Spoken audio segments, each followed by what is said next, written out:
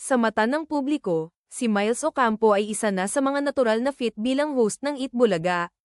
Magaan ang kanyang presence, relatable ang kanyang dating, at tila effortless ang kanyang pakikihalubilo sa kapwa hosts at audience. Pero sa likod ng nakikitang pagiging komportable niya sa entablado, may mga bagay na hindi agad napapansin ng karamihan. Hindi alam ng marami na bago pa man siya maging regular na mukha sa noontime show, matagal nang hinubog si Miles ng industriya. Mula sa pagiging child actress hanggang sa pagdaan sa iba't ibang role sa telebisyon at pelikula, dala niya ang years of experience na hindi agad halata kapag siya ay nakangiti at nakikipagkulitan sa stage. Ang pagiging host niya ay hindi aksidente, kundi resulta ng mahabang proseso ng paghasa sa kanyang kakayahan. Isa sa mga hindi agad nakikita ay ang kanyang kakayahang mag-adjust sa iba't ibang klase ng segment. Sa Eat Bulaga, hindi sapat ang marunong magsalita. Kailangan mong maramdaman ang pacing ng show, alam mo kung kailan papasok, kailan tatahimik, at kailan magbibigay ng tamang reaksyon. Si Miles, sa kabila ng kanyang batang imahe, ay may ganitong instinct. Hindi siya basta sumasabay, kundi marunong siyang pamwesto sa eksena. May mga pagkakataon na hindi siya ang sentro ng segment, pero mapapansin mo pa rin ang kanyang presence. Sa simpleng reactions, sa timing ng kanyang mga hirit, at sa paraan ng pakikinig niya sa ibang hosts, may contribution siya sa kabuoang daloy ng programa. Ito ang isa sa mga bagay na hindi agad napapansin, pero mahalaga sa isang live show. Isa pa sa hindi alam ng marami ay ang level ng preparation na ginagawa niya bago sumalang sa programa. Kahit mukhang spontaneous ang lahat, may effort sa likod nito. May pag-aaral sa flow ng segments, may pag-intindi sa dynamics ng co-hosts, at may awareness sa kung ano ang inaasahan ng audience. Hindi ito nakikita sa camera, pero ramdam sa consistency ng kanyang performance. Sa likod ng kanyang pagiging bubbly at approachable, may disiplina si Miles na nagmumula sa kanyang experience bilang artista. Marunong siyang maghintay ng tamang cue, marunong siyang magbigay ng spotlight sa iba kapag kinakailangan, at marunong din siyang umatras kapag hindi siya ang dapat na focus.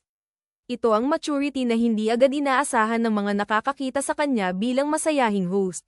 May mga netizens na nagsasabing isa sa kanyang pinakamalakas na asset ay ang pagiging genuine. Hindi siya mukhang scripted. Kapag tumatawa siya, mukhang totoo. Kapag nagre-react siya, ramdam ang sincerity. Pero ang hindi alam ng marami, ang ganitong klaseng authenticity ay hindi rin basta-basta. Ito ay produkto ng kumpiyansa sa sarili at familiarity sa ginagawa. Habang tumatagal siya sa Eat Bulaga, mas napapansin ang kanyang growth. Hindi na siya yung tipong sumusunod lang sa agos. May sarili na siyang identity bilang host. May mga hirit na inaabangan, may mga reactions na nagiging meme-worthy, at may presence na kayang magdala ng segment kahit hindi siya ang pangunahing bida. Sa pinakahuling updates, mas nakikita na ang kanyang mas malaking involvement sa show.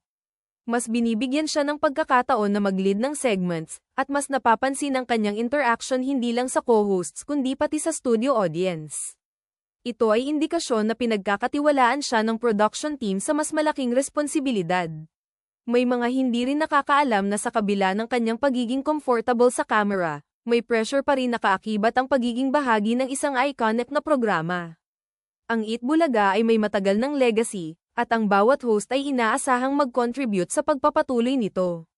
Si Miles, sa sarili niyang paraan, ay unti-unting nagiging bahagi ng legacy na ito.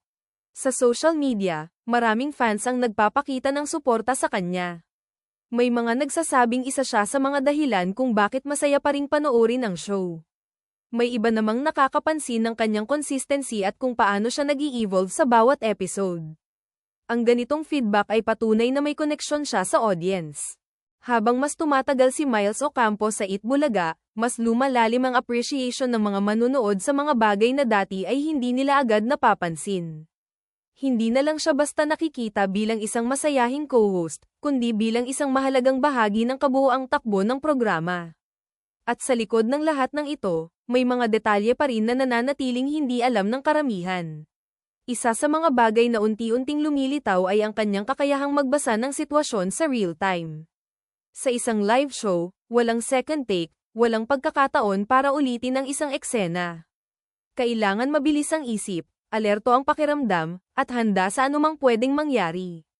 Si Miles, sa kabila ng kanyang relaxed na aura, ay may ganitong klase ng awareness.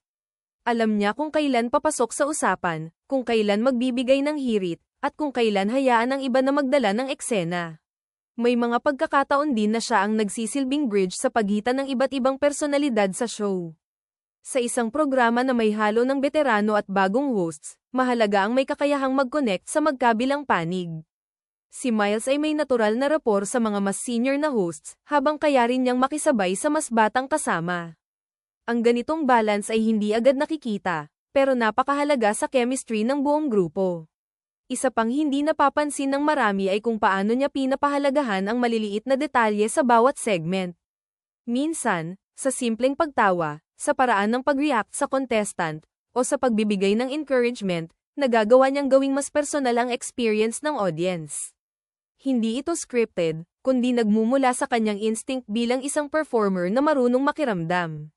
Sa mga likod ng kamera, may mga kwento rin na nagsasabing si Miles ay isa sa mga pinaka-prepared na host bago sumalang sa live show. Tahimik lang siya, hindi maingay sa rehearsal, pero kapag oras na ng taping, lumalabas ang kanyang pagiging ready. Ito ang klase ng professionalism na hindi agad napapansin ng publiko, pero ramdam ng mga taong kasama niya sa trabaho. Habang patuloy ang kanyang exposure, mas nagiging confident din siya sa pag-take ng risks. May mga hirit na mas spontaneous, may mga reactions na mas bold, at may moments na mas lumalabas ang kanyang sariling humor. Ito ang yugto kung saan ang isang host ay hindi na lang sumusunod sa format, kundi nagsisimula ng maglagay ng sariling marka sa programa. Sa pinakahuling updates, mas napapansin na binibigyan siya ng mas mahahabang speaking moments at mas malaking role sa flow ng segments. Hindi na lang siya sumasabay, kundi isa na siya sa mga tumutulong magdala ng pacing ng show. Ito ay malinaw na indikasyon na lumalalim ang tiwala sa kanya ng production team. May mga netizens na nagsasabing si Miles ay isa sa mga pinaka-consistent na hosts ngayon. Hindi siya yung laging viral o headline-grabbing, pero siya yung laging maayos, laging present, at laging may ambag. At minsan, ito ang mas mahalagang klase ng performer, yung hindi kailangan ng ingay para mapansin, kundi pinapakita ang halaga sa pamamagitan ng consistency. Sa social media, makikita rin ang pagdami ng appreciation posts tungkol sa kanya. Hindi ito yung tipong hype na mabilis mawala, kundi steady na suporta mula sa mga taong talagang napapansin ang kanyang ginagawa. May mga nagsasabing mas lalo pa siyang gumagaling habang tumatagal, at mas nagiging natural ang kanyang pagiging host. Habang patuloy ang pagbabago sa landscape ng noontime television, ang mga personalidad na tulad ni Miles ang nagiging pundasyon ng stability. Sa gitna ng bagong segments, bagong format, at bagong faces, siya ay nananatiling isang constant na nagbibigay ng familiarity sa audience. At sa ganitong paraan, nagiging mas mahalaga ang kanyang papel sa kabuuan ng programa. May mga hindi pa rin alam ang karamihan tungkol sa kanyang journey bilang host, at marahil ay patuloy pa itong madadagdagan habang tumatagal siya sa industriya. Ngunit sa bawat episode na kanyang ginagalawan, mas nagiging malinaw na ang kanyang kontribusyon ay hindi lang nakikita sa ibabaw, kundi nararamdaman sa kabuuang daloy ng show.